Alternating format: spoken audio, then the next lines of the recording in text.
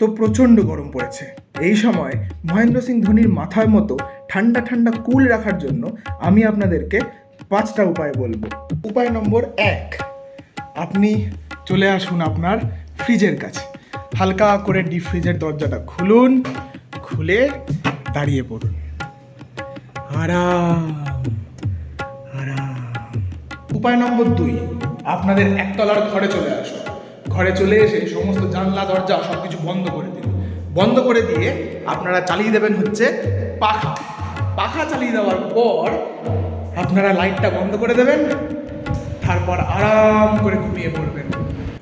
উপায় নম্বর 3, জ্বর বাঁধিয়ে ফেলুন।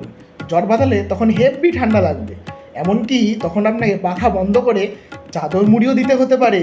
উপায় নম্বর 4, হালকা করে মরে যান। এমনিও চারিপাশের যে অবস্থা, বেঁচে আছি না মরে আছি ভগবানই জানে। আর মরে গেলে দেখবেন সারা শরীর ঠান্ডা হয়ে যাবে, গরমের কোনো বালাই নেই। Last but not the least, উপায় নম্বর 5। কি ভাবছেন তো অন্ধকার কেন হয়ে গেল? আমাদের জীবনে অন্ধকার নেমে এসছে। আর একটা উপায়ের কথা বলছিলাম না, সেটা আর কিছুই নয়, গাছ লাগান গাছ। নাহলে এই দেখছেন গাছের গুড়ি, আমাদের গাছের গুড়িতে পিঠ ঠেকে গেছে। এবার গাছটা কাটলে আমরা উল্টে একেবারে খাদে, আর মজার সময় নেই।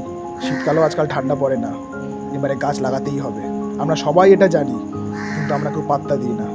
আর দিন দিন এই করে আমরা একেবারে খাদের ধারে চলে এসেছি, আমাদের গাছে পিঠ ঠেকে গেছে। এবারে গাছ লাগাতেই হবে, গাছ লাগিয়ে পুরো আবহাওয়াটাকে সবসময় জন্য ঠান্ডা করতেই হবে। গাছ লাগান, প্রাণ বাঁচান।